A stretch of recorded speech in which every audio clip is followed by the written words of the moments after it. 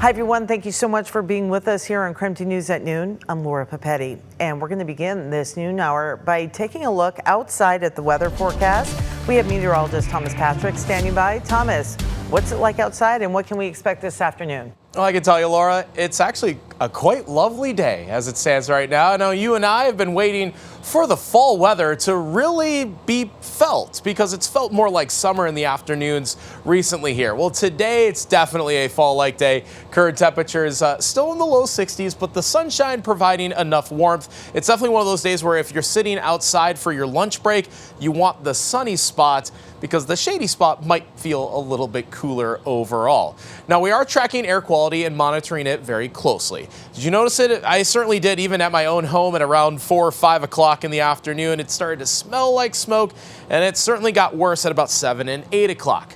Since then, it improved this morning and now into the afternoon. We're still kind of relegated to the good and moderate categories, which is great. That's all acceptable. But I do think we will start to see some worsening air quality or just outright smoke and haze later tonight and then tomorrow morning. If you're wondering, it is the fires in the Cascades that have been pouring out a lot more smoke recently, really amplified by yesterday's cold front and stronger winds. That smoke came in our direction. That once again could be the case tonight and especially tomorrow morning. So coming up, I'll actually show you the hour-by-hour smoke modeling, the computer simulation, and how that could affect our air quality in the next 24 to 48 hours. Thank you. The Idaho Transportation Department announcing it is partially reopening I-90 and State Highway 41 interchange in Post Falls. So let's take a look at all the expected traffic changes. Lots on the screen right there, but here's what it includes. A new layout and ramp changes. This intersection has been under construction since 2022. The project aims to get drivers through the area a bit safer and quicker. This project is going to greatly help drivers safely and efficiently move about through the region. With all the growth we're having in Idaho, we needed a better interchange that could more efficiently and safely handle all the increase in traffic. So this project is ongoing, so be sure to follow all traffic signs in that area. For a closer look at the changes, you can visit our website. We have it posted on KREM.com.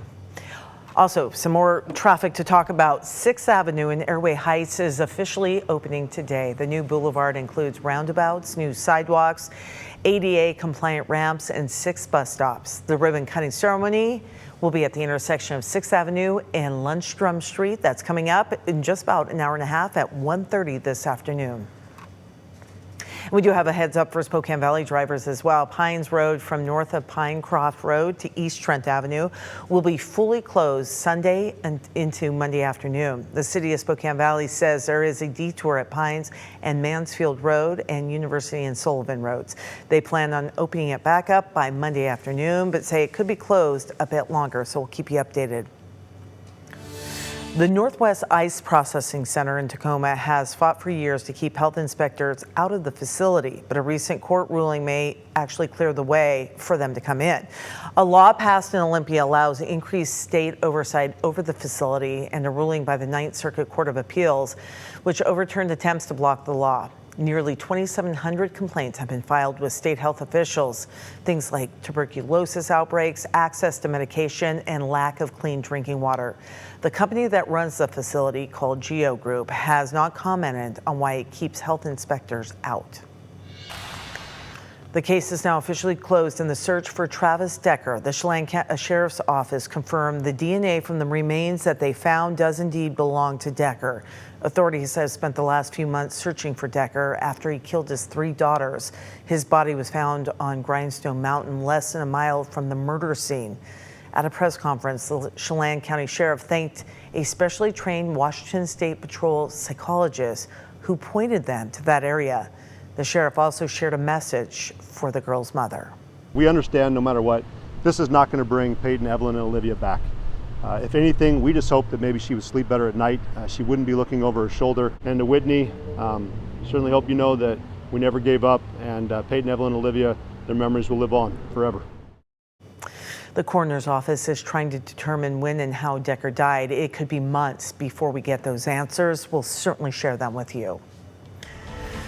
Washington state officials are warning funds from the Wildfire Response, Forest Restoration and Community Resilience account could run dry, and that could have some major negative impacts. The account was created back in 2021. It had lawmakers committing $125 million every 2 years to help boost preparedness, forest health, and community resilience. However, budget cuts threaten those gains to just $60 million.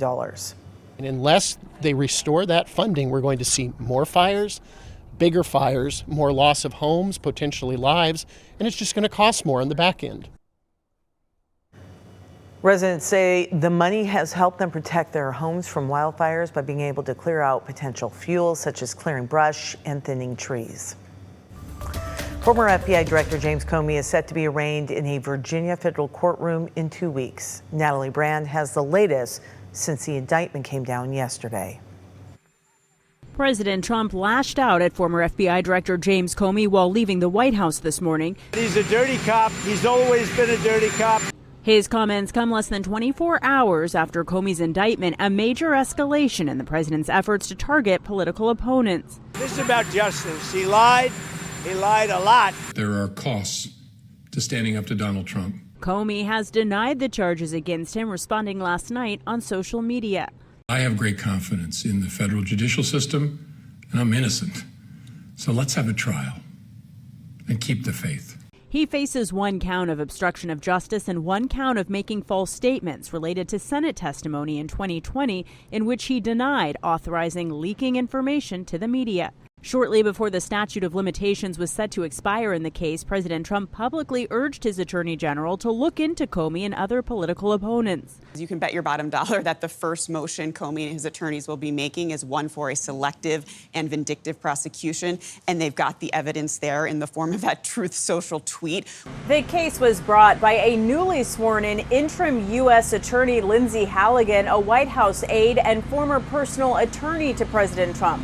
Halligan, who does not have past prosecutorial experience, was the only one to sign the charging documents, which legal analysts say is highly unusual. It's really hard to overemphasize at this point the gravity of this situation. American prosecutors, federal prosecutors, the DOJ is supposed to be an independent, apolitical body that's essential to preserve democratic values, precisely for the reasons we see playing out right here. Comey is scheduled to appear in court October 9th. Natalie Brand, CBS News, the White House.